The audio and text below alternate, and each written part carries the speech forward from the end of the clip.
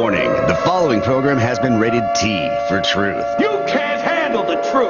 Oh, we think you can. Welcome to the Naked Truth Report with your host, truth warrior and mythbuster Kathleen Wells. The place where we distinguish fact from fiction, where data is used to drive points home, and where Kathleen takes the position that Democrats and black politicians have destroyed black America. Welcome to the Naked Truth Report.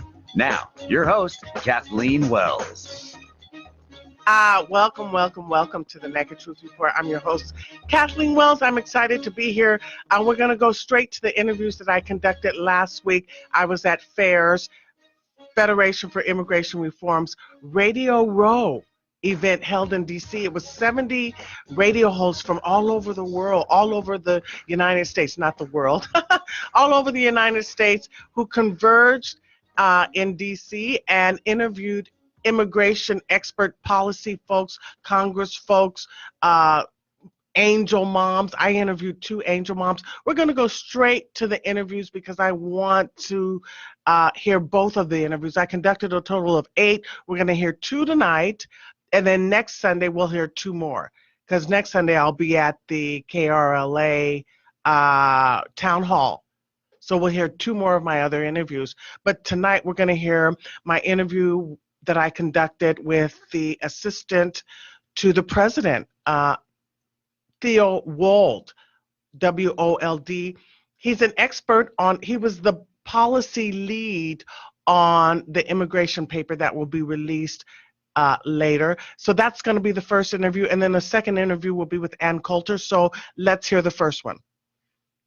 Hi, this is Kathleen Wells, host of the Naked Truth Report, and we're here at FAIR, Federation for Immigration Reform's Hold Your Feet to the Fire Radio Row event held in D.C. I'm so excited to be here, and I'm so excited, guess what? I have a fabulous guest today, Theo Wold. He is a special assistant to the president, which is a fabulous thing on immigration. In fact, he is the lead on this proposed immigration proposal that will be released soon by President Trump. So talk to us about this proposal that you were the lead on regarding immigration, Theo. Yeah, so the president rolled out, did a soft launch in May of his proposal. It's got 2 pieces, border security and a reform to our nation's legal immigration system. The green cards we pass out every year. And really, it's pretty novel in the president's approach. In the past, most presidents, their approach to border security is usually more money, more boots on the ground. The president instead has said we've really got to take the law back down to the studs and rebuild it, so it actually produces reasonable outcomes for the American citizen. And then on the legal immigration side, the green card system is dysfunctional, like most of our immigration system. But the green card system impacts everything else, because a lot of people want to get at permanent citizenship. So they'll game out the lotteries, they'll go through the non-immigrant visas, the student visas, those things. They'll overstay because they're all trying to get at a green card. But what also is happening is that our green card system has become basically, we've lowered the standards year after year after year for what it takes to actually survive and thrive in the United States. So the president wants to make that criteria clear. He wants to make it fair, but he also wants to make sure that the people who are coming to join our communities for good are people who are going to be able to integrate. They're going to be able to provide complementary skills, not undercut or undermine the U.S. workers who are already struggling to make ends meet. Yeah, well, in Los Angeles, we really are feeling the impact of illegal aliens. I don't even like to use the word immigrant, because an immigrant is someone who has come to the country legally. That's right. But somehow the narrative has changed thanks to the media, thanks to the Democrats, and thanks to both politicians. They haven't been clear enough on immigration. And yeah, well, as you point out, I mean, when you control language, you control policy. So if you can shift the way people talk about a problem set, you can shift the way they think about a problem set, and ultimately you'll shift the problem set. And so it's no wonder that over time, as we've come up with all of these more PC friendly terms for illegal immigration, that people have started to say, well, what's the big deal? We might as well just let them stay. 10 to 22 million people who are treated separately and differently under the law. That's never been okay in the U.S. Never okay. We've fought a whole civil war over the idea that some people can be treated separately or differently under the law. So the idea now, because of illegal immigration, we're going to go back to those days where you and I have to obey a certain type of law. We've got to pay our taxes. We've got to get driver's licenses. We have to have a real job to pay our mortgages. So you and I have to obey a certain kind of law, but then whole other cohorts of citizens, or people, sorry, cohorts of people don't have to obey any law.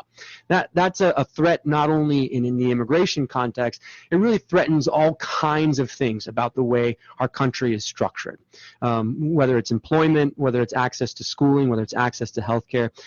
Our country works because we apply the rule of law. Everyone's treated the same under the law. Well, you're preaching to the choir because, as you can see, my radio show, The Naked Truth Report, is about how the Democratic Party has destroyed Black America. Black America is, and I'd like you to get this message back to President Trump, Black America has been severely undermined and adversely impacted by illegal aliens in Los Angeles. In fact, Black Americans are 40% of the homeless in Los Angeles. This is what I talk about on the Naked Truth Report. Illegal aliens are 1.4 million at least of residing in Los Angeles. And I had the building inspector, Los Angeles building inspector, on my show. He says 80 to 90% of the construction jobs are held by illegal aliens. There's an entire underground economy going on in Los Angeles that's on Alvaro Street. I know the president was just there in Los Angeles, but this is a passionate issue for me.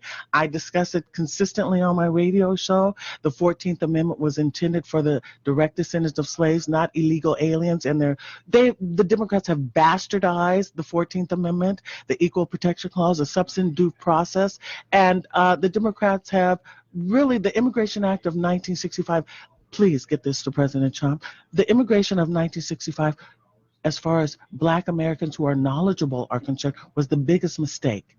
It was a mistake.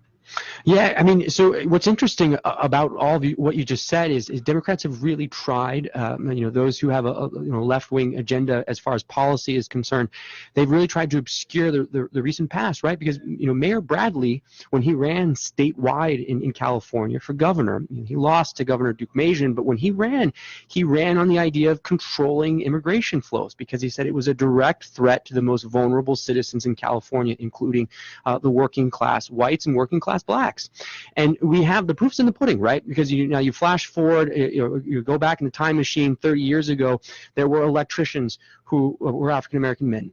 There were carpenters, there were plumbers. There was a whole vibrant Black working class in Los Angeles that now is gone, almost completely gone. We've lost our neighborhoods. Yes. You name it. Which I grew up in Leimert Park. Historic parts of Los Angeles where people could get good paying trades, a good paying middle-class jobs, and an access for their children to good schools and good hospitals when they needed them. That's all gone. And that didn't just happen because there was a tsunami or some natural disaster. It was 30 to 40 years of mass immigration that changed California. Mass illegal aliens migrating into Los Angeles, migrating into California. And the other issue I wanted to bring up is that this is a trend because in the 1800s, Frederick Douglass, W.E. Du Bois, Marcus Garvey, they talked Booker T. Washington. In the 1800s, Black intellectuals at that time, and moving into 1980 with Barbara Jordan, they talked about the adverse impact that illegal aliens, and in fact, Julio Castro wants to get rid of the word alien, okay? Just like Obama got rid of the word Negro, which has its relevance historically in documents, federal legislation. Negro is an important word to have historically. They want to erase history. When you erase history, you're erasing Black Americans' 400-year experience. Get this to President, I'm like, I'm talking to Trump. When I'm looking at you, I'm thinking, okay, you're Trump. Well, the thing is, as you said, if you control language, you can control policy, as I said a moment ago. But if you control the history, you can really misinform most citizens, right? Most people are pretty busy working, taking care of their kids, paying a mortgage, trying to make a better life for themselves. They're not going to sit down and read every page of the chronology of this country. But what's worse than that is when people are purposely obscuring even the recent past to confuse people about the present day. Right. And that the present day is really what we see in the policy agenda over the last 30 years is pitting groups of people against each other. A dog-eat-dog sort of, a conflict where, the illegal alien will get a job and a white working class black man or woman won't get the All job. Americans don't get a job, and Right. it's most severely hampering Black Americans, but all Americans. I Yep. talk about all Americans. Yep.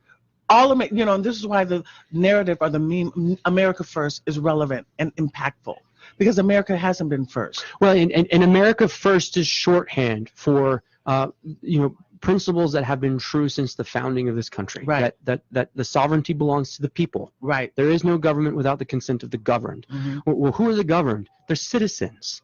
Constitution doesn't talk about foreign nationals getting to dictate policy to the Right. rest of us. Exactly. It talks about free citizens choosing their representatives and having those representatives accountable to the consent of the people. Mhm. Right? So, America First is just shorthand. The media likes to denigrate that phrase and mock it, but America First is just shorthand for principles that have been true about this free governing republic since its foundation. Right, and the document, and I don't like the idea of taking down statues because that's erasing history. And I don't think Black Americans' history needs to be erased. It shouldn't be erased. It's detrimental. And the slaughterhouse case is very clear about the 14th Amendment slaughterhouse case is very clear that the 14th Amendment applies to the direct descendants of slaves.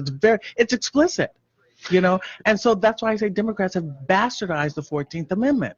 And also Trump is correct on this anchor baby business, okay?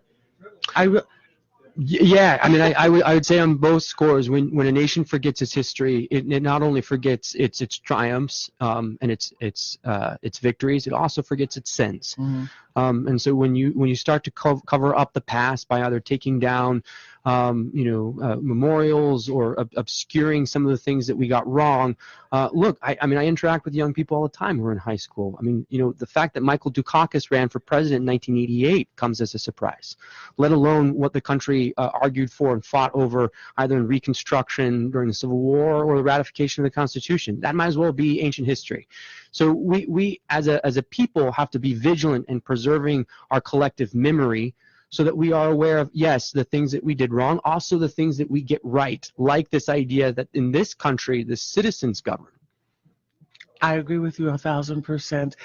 So you're saying that the new policy that he put out in May is it's going to deal with chain migration. Is it going to deal with chain migration? Tell us specifically how. Yeah, so the family preference system was created, as you noted, back in the 60s, this idea of family reunification. That was created really ostensibly to reunite immigrant families from around the world. The thing your listeners have to understand is that entire Immigration Act was designed really to favor immigration from a handful of white countries, specifically Ireland and some Northern European countries. So right now, the system that we operate under was designed for a nefarious, specifically racial purpose. So people need to understand that. Number two, the family reunification system doesn't work.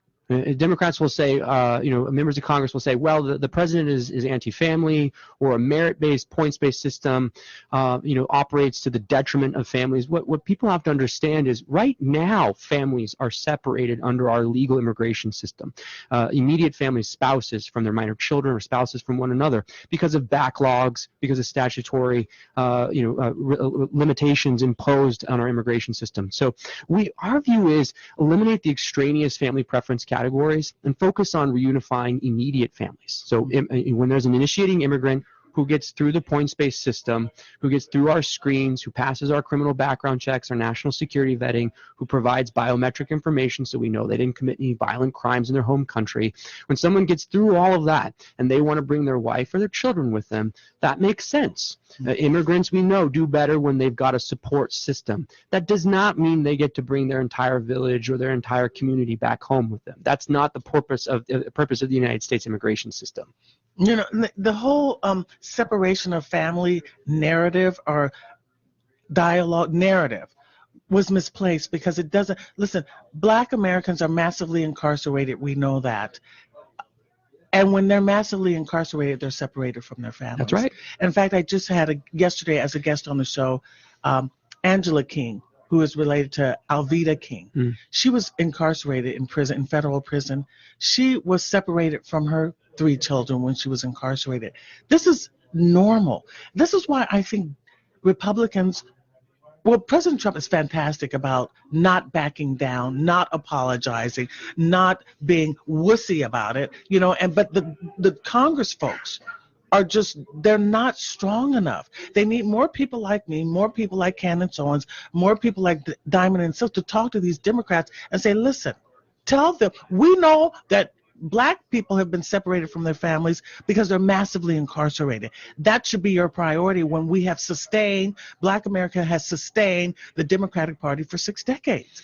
Yeah, and the president, I mean, as you know, the president, so he's not a politician. He's not. And people will say, well, he's the president of the United States. He's not a politician. Right. Politicians learn lines. Right. Their staffs give them talking points, and then they memorize them and they recite them. The president feels principles intuitively, just like the rest of us do. Mm-hmm. We look at a situation, we say, well, that doesn't make any sense. Mm-hmm. We need to fix that. Right. The president takes the same approach to policy, and that's why he came to a fair, judicious outcome in criminal justice reform.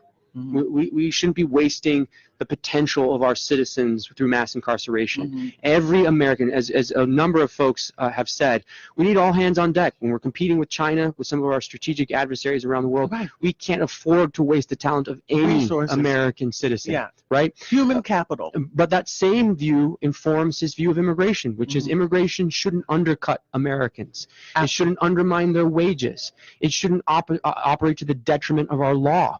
We need immigrants who are coming here legally, and we need them to have skills that are complementary to the existing U.S. workforce. Mm-hmm. We want people who will grow opportunity, who will be job creators, not job takers, not an imposition on the taxpayers in this country. And you see, the Immigration Act was enacted in 1965, right around the time when Black folks were getting their civil rights, okay, making inroads. Although, during the 40s, we had 87% two-parent families. And in 1965, LBJ talked before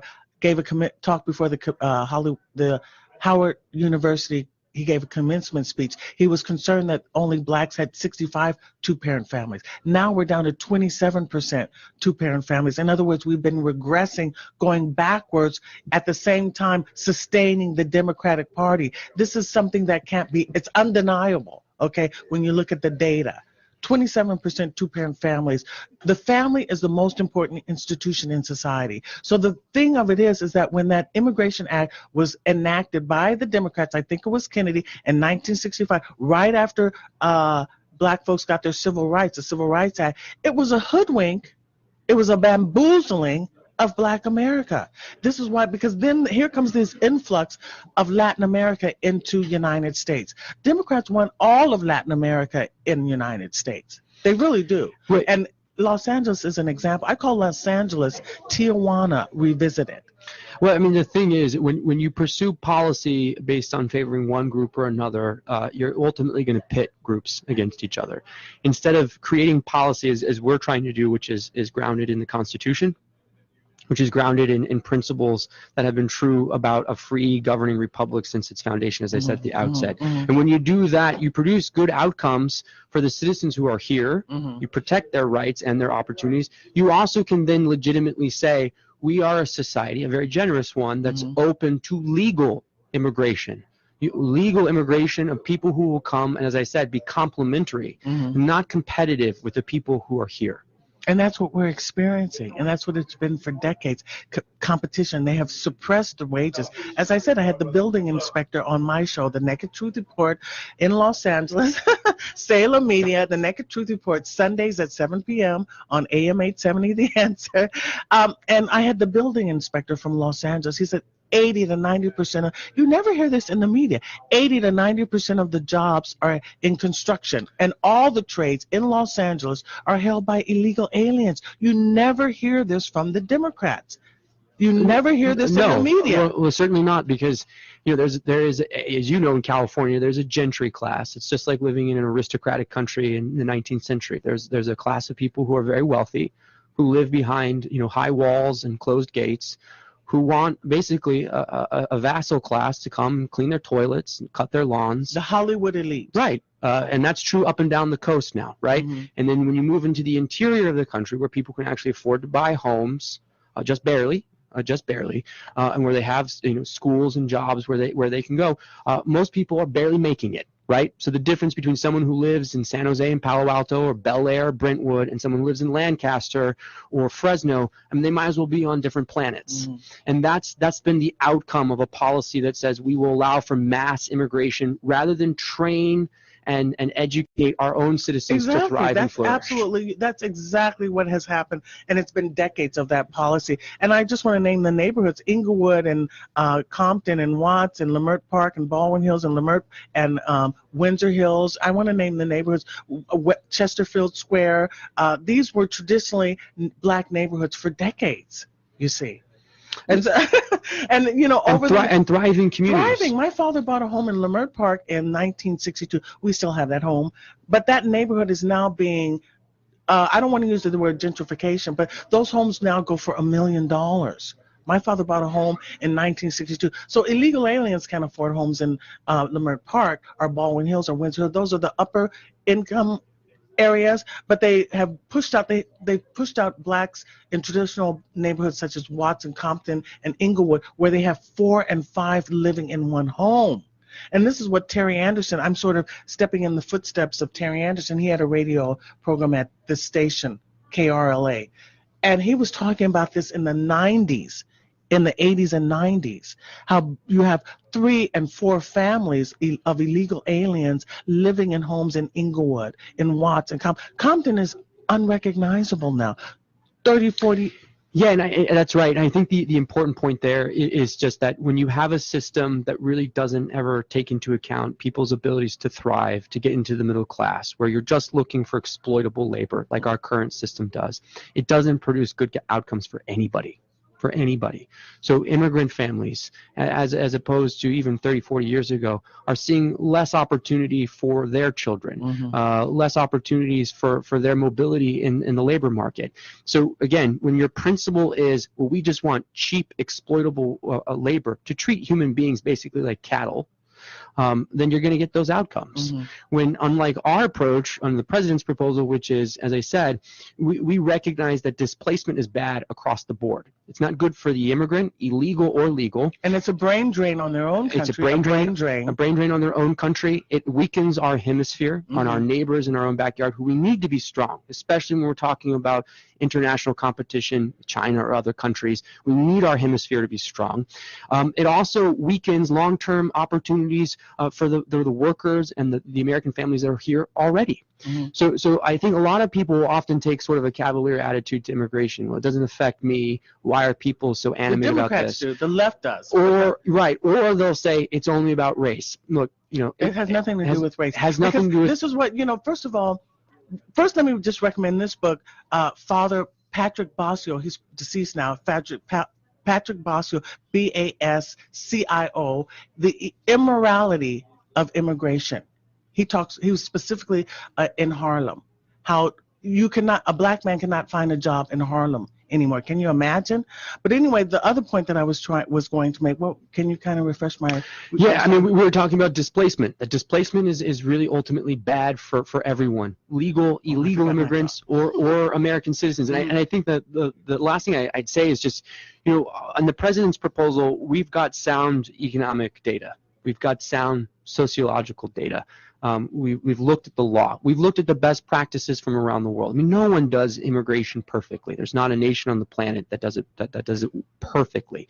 But one thing is true, that we're going to see higher and higher volumes of people coming from underdeveloped countries looking for opportunities to improve their lot in life. That's true in Europe. Even coming from North Africa and the Near East and now Asia into Europe, it's going to be true here in our country as well.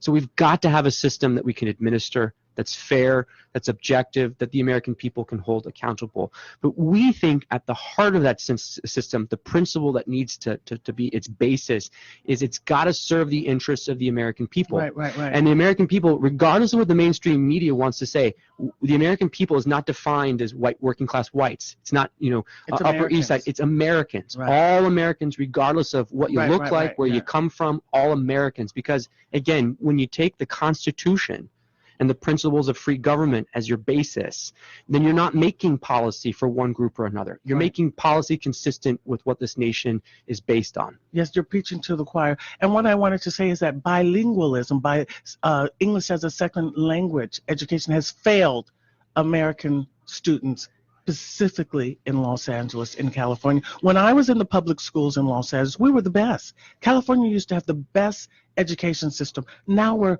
48, 49 at the bottom because it has failed. I mean, the evidence is very clear. Yeah, I mean, what the evidence is also really clear about is that one of the best tools to protect legal immigrants' rights when they arrive in the United States, when they may be victims of exploitation, is for their ability to communicate and seek out help. Right. You can't go to the police. You wouldn't even know how to get a lawyer if you can't communicate in sort of the basic language, our common language. The other thing I'd say on the language piece is the Constitution, fundamental law.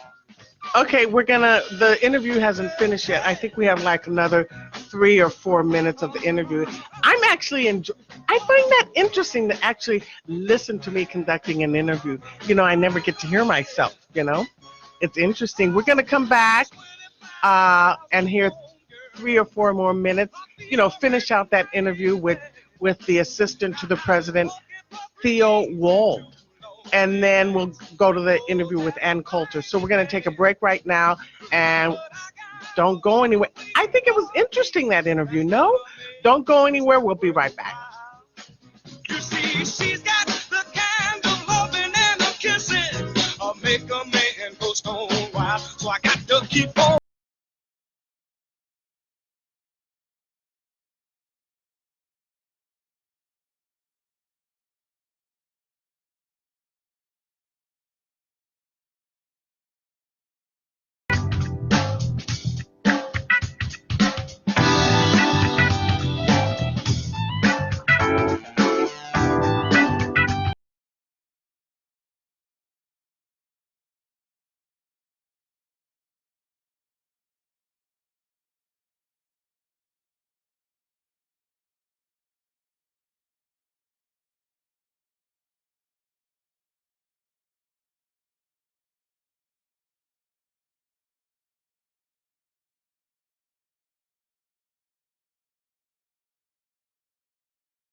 I like that. Listen, did you guys enjoy that interview with Assistant to the President, Theo Wold? Well, we're going to continue it. We're going to go, I think it's 3 or 4 minutes before it ends.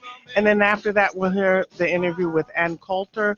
And then, you know, next week, I'm going to be attending KRLA's Town Hall. And our new sponsor will be there, too, the Anti-Fragility Clinic. That's a good thing. So I'll be there, and then so I'll play the interviews that I conducted with Tom Tancredo and one of the Angel Moms. I think I'll do Angela Mendoza. I'm sure you've seen her. Some of you probably have seen her at the White House. But right now we're going to continue with the Assistant to the President, Theo Wold. Okay. Yes, you're preaching to the choir. And what I wanted to say is that bilingualism, English as a second language education, has failed American students, specifically in Los Angeles, in California. When I was in the public schools in Los Angeles, we were the best. California used to have the best education system. Now we're 48, 49 at the bottom because it has failed. I mean, the evidence is very clear. Yeah, I mean, what the evidence is also really clear about is that one of the best tools to protect legal immigrants' rights when they arrive in the United States, when they may be victims of exploitation, is for their ability to communicate and seek out help. Right. You can't go to the police. You wouldn't even know how to get a lawyer if you can't communicate in sort of the basic language, our common language. The other thing I'd say on the language piece is the Constitution, fundamental law in this country, the foundation of our government is written in one language. And heck, we have a hard enough time, or at least with some of our friends on the other side, we have a hard enough time interpreting that document in the language it's written in, let alone translating it into a million different dialects or regional languages. So it's not a reanimation of a Jim Crow poll test. It's not meant to be discriminatory. When we say people should have basic ability with our common language, it's about protecting protecting legal immigrants' rights. It's about ensuring that we have a cohesive social structure so we all can sort of basically understand each other. It's also about enshrining the fundamental law of this country, the Constitution. Right. And, Pro-English is a sponsor of the Naked Truth Report. English should be the official language of the United States. In fact, the founding fathers, if not George Washington, said one language, one nation.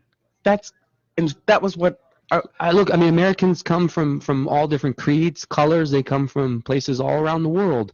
Laos, Lesotho, Luxembourg, right? There is no American, that's the beauty of this country, unlike when people talk about immigrating to China or any other place under the sun. Anyone can be an American. You just have to love the ideals of this country. Right. And and the fact that we are from so many disparate places, that we have so many disparate circumstances that bring us together, one of the unifying features of this nation is our language. Right. And that's what makes America unique and special, because most countries are one race. If you realize, That's right. Most countries are one race, and the few that are not so much one race have only relatively recently changed that demographic. And most countries are one race, and there's been internal strife, infighting, and this is why America is so special.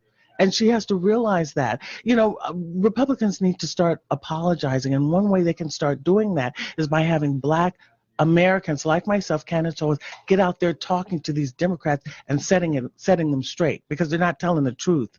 And they can't deny the truth. You can't deny the data. Yeah, I would just say, this is one of the unique things about the president, right, is that the president has empowered voices that don't usually get heard from. I mean, people like me, coming from a working class family in California, I'm not someone who usually gets any say in policy, Right. Not in the White House, right? And folks like yourself, having a platform, being able to speak truth, and being able to inform our fellow citizens about what's really going on. The truth. That wouldn't have been the Somebody case don't know. 20 years ago. And I think a lot of that has to do with the president saying, I'm not going to go to the usual suspects. I'm not going to trust the experts or the elites. I want to hear from the real people who are really affected by the problems in this country. That's a beautiful thing. And thank you very much. We can end on this note. I really appreciate you taking the time to be with me. We were speaking with Theo Wold, who is a special assistant to the president and the lead policy staffer behind the soon-to-be-released immigration proposal.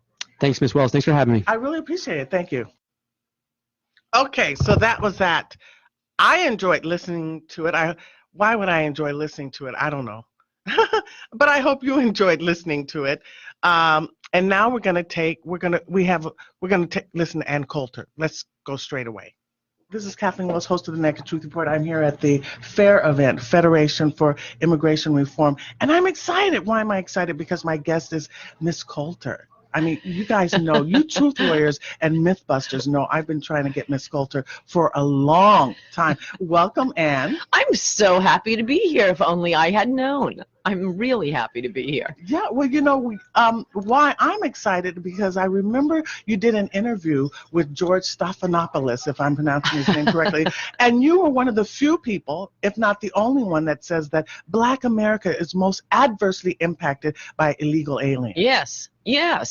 I write about it a lot in my book. It's weird how the Democrats they just take the Black vote for granted, and I guess they're right. I've been telling my Black friends forever, you guys got to start splitting it up and make the Democrats fight for your vote. I really think, even today, it's the activists you see on TV who, are nothing. They're indistinguishable ideologically from a recent college graduate, white liberal, social justice warrior. Right. But actual African Americans, oh my gosh, right? It's as if the Democratic Party designed the laws to crush Black people in every possible way. And I won't say I'm a conspiracy theorist, but just, look at how things worked. Right as, we get the civil rights laws passed, Blacks are moving up north, are moving into the middle class in droves and doing well.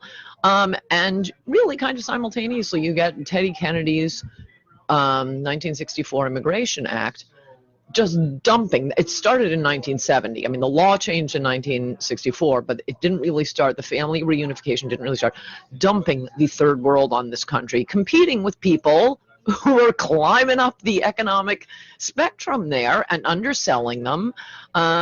And it continues to this day. I mean, whenever I hear jobs Americans just won't do, I want to hold the person's head underwater until the bubbles stop. What Americans are you talking about there? Screw you, because third worlders are more tractable. They're more amenable to you. So there's, I mean, you know, my truth warriors, I call my listeners truth warriors. I like that. And, you know, they know, this is what I've been preaching for 2.5 years. I used to be a Democrat naturally. Many of us were. Right. Yeah, but when you dig into the data and you see the data, in fact, you can go back to the 1800s. Where Frederick Douglass and W.E. Du Bois talked about it. But yes. But the Immigration Act of 1965 What was the line? Cast your bucket where you are. Exactly. And that's right. And it was W.D. Du Bois and Marcus Garvey and Booker T. Washington, Frederick Douglass. I talked to my listeners about that, you know. That's fantastic. Yeah. And, you know, this needs to be on the national stage. You're the only one doing it. And I'd also say I think African Americans have been too generous about their history. I'm going to be writing about it next week. I ended up having... They don't know their history. I had a draft column, and then this whole nonsense with impeachment dropped, so I had to quickly rush out a report on the transcript, which is fantastic for us, but we'll move on from that.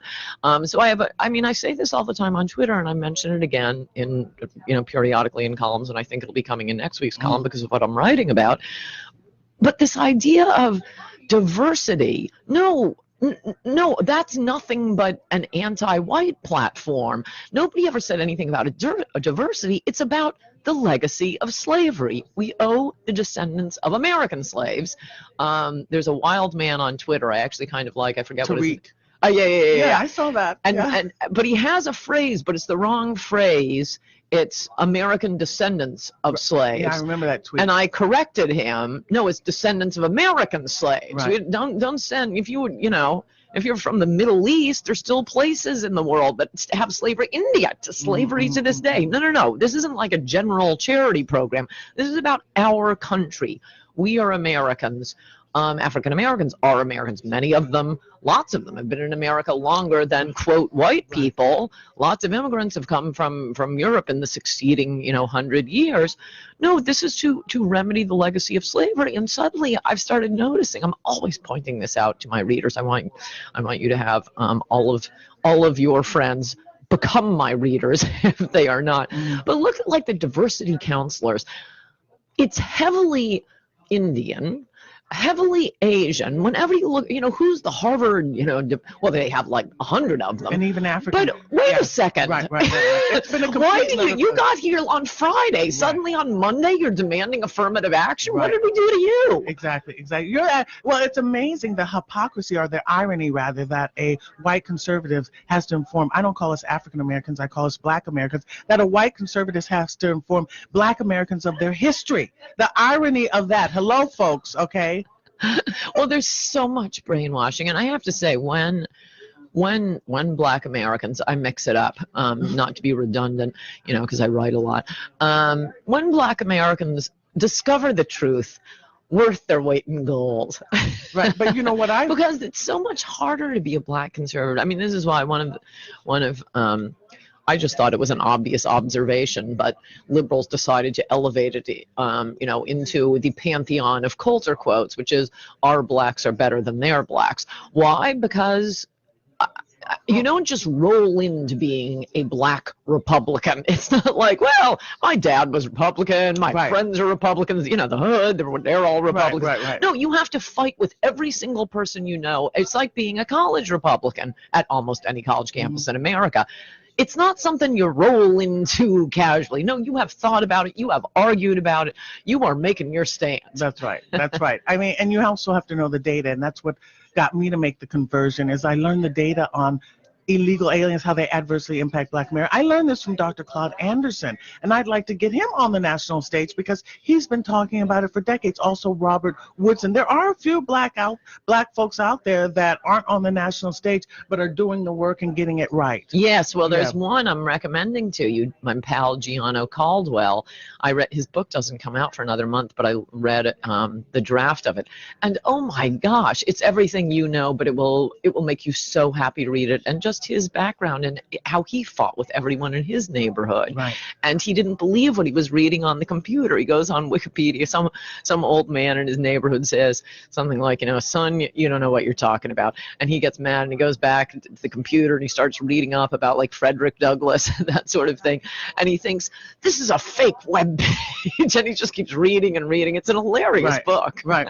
How he came to the realization that he's been bamboozled, as what Spike Lee would say, hoodwink and bamboozle. But Spike Lee is hoodwink and bamboozle. Right. So. Well, that path is paved with riches.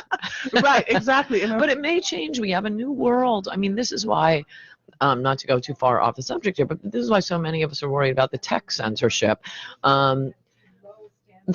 The truth does have a natural appeal, and it does go out in concentric circles.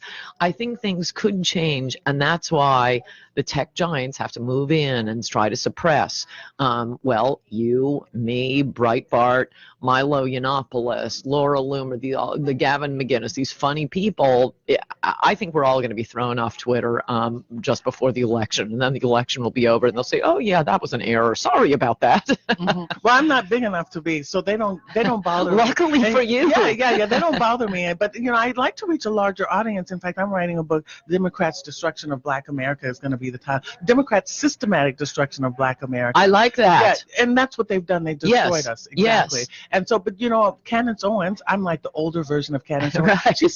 She said something to the effect that after this election, the black vote won't matter because of the demographics. They'll be officially irrelevant. I've been predicting that the Democrats are going to dump Black Americans and move on to Hispanics any moment. Well, they're already doing it. Yeah. Yeah. So what all this has been for naught. Right. I mean, No, it's like I know. 60 years wasted. You know what I'm saying?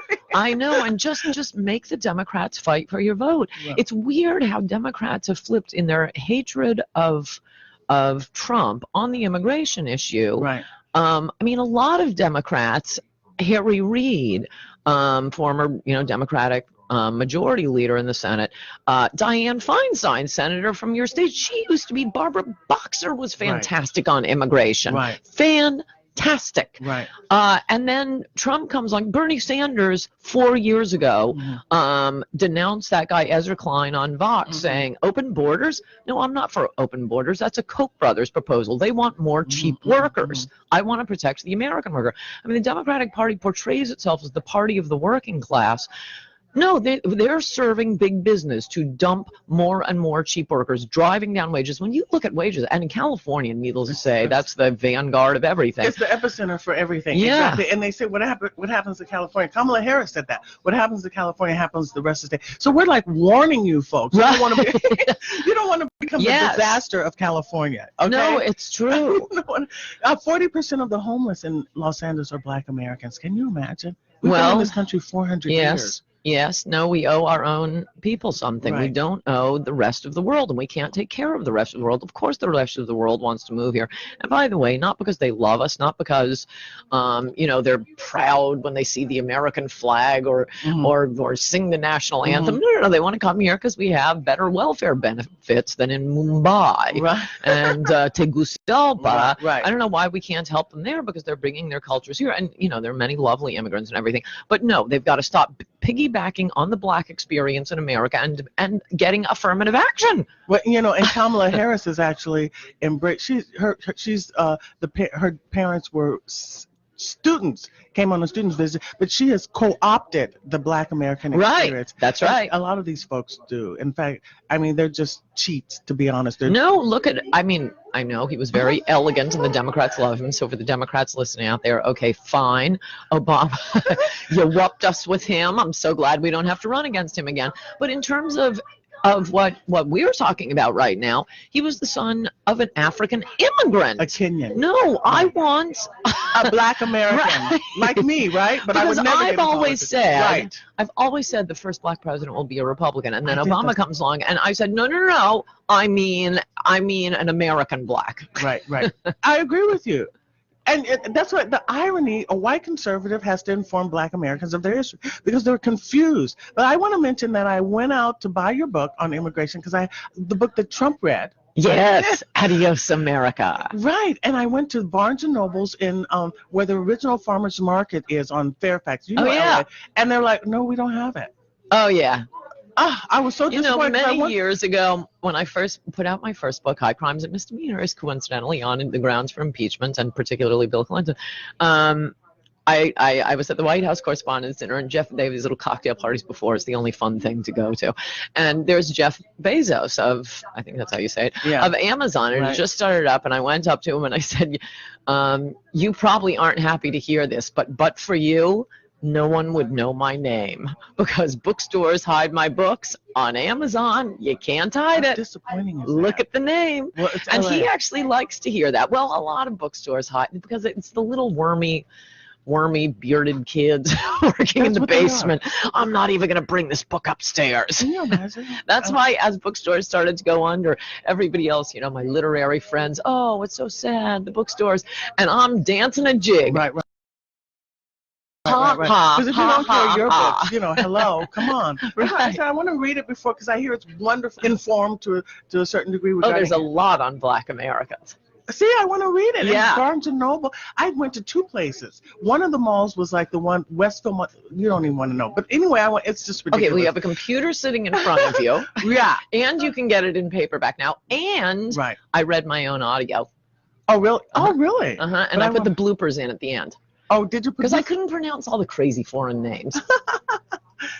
Okay, so this is the other issue I want to touch on is that getting out of immigration. What do you think about Pelosi starting this impeachment inquiry as if we haven't been doing it already for the last? Well, the one thing I'll say is I'm kind of shocked they haven't impeached him already. And to hear that word, I just assumed as soon as these lunatics had a majority in the House, all you need is a majority to impeach. Right. It has historically always been the case. And if you want to know about the grounds for impeachment, everyone misunderstands what a high crime is. I wrote about it in my book titled High Crimes and Misdemeanors about Bill Clinton. Incidentally, footnote, I was the first conservative speaker at an historically black college, Philander Smith in Arkansas, Philander Really? something in Arkansas. This was years ago. And so after that, it was fantastic. Yeah. Good time was had by all. After that, the speech, I went to dinner with the administrators, the dean, and so on and so forth. And the first thing I said, I don't think my buttocks had hit the chair because it was a few years after Clinton had been in office, so this was a long time ago. I said, what is it with black people and Bill Clinton? They all just burst out laughing and said, no, you're right. We just love him. He's done nothing for us. He abuses us, because that's always been my point. He could not have abused a race more. Right. Using them, claiming to be the first black president. Oh, not when they're dancing to Fleetwood Mac, or not when he's popular. No, as soon as he's caught in the most humiliating sex scandal in the world, oh, now I'm the first black president. And they said, we like someone who sounds like us, who he's from the South, that sort of thing. But they did laugh and they got it. So okay, for those of you listening but they laugh who and love, they got it, but it's like they still vote Democrat. Okay, hello. for those of you out there who love Bill Clinton, I'm sorry, High Crimes and Misdemeanors was about Bill Clinton. So just forget that that's who it was about. Listen to what I'm saying now. A high crime, it goes back 200 years. We got it from England. It's more for character. It's for personal failures. It's like public drunkenness, taking bribes. Okay, that's the way Republicans use it. The way the Democrats use it is, we disagree with this policy. That's a high crime. And this is the perfect example of it. The worst you can say about Trump is he did the same thing the Obama administration did. I see that I have to go to my next interview, but I'm so happy I've met you. I'm so happy I met you.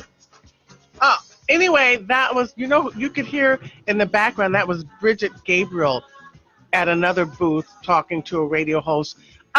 Next week, I'll play Tom Tancredo and an Angel Mom. I can't remember her first name, Mendoza. Also, the town hall is next Sunday at the Pasadena Convention Center.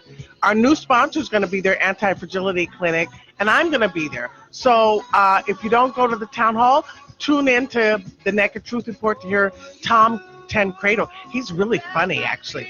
Bye. See you next week. Oh, I won't see you. Bye. Through my eyes.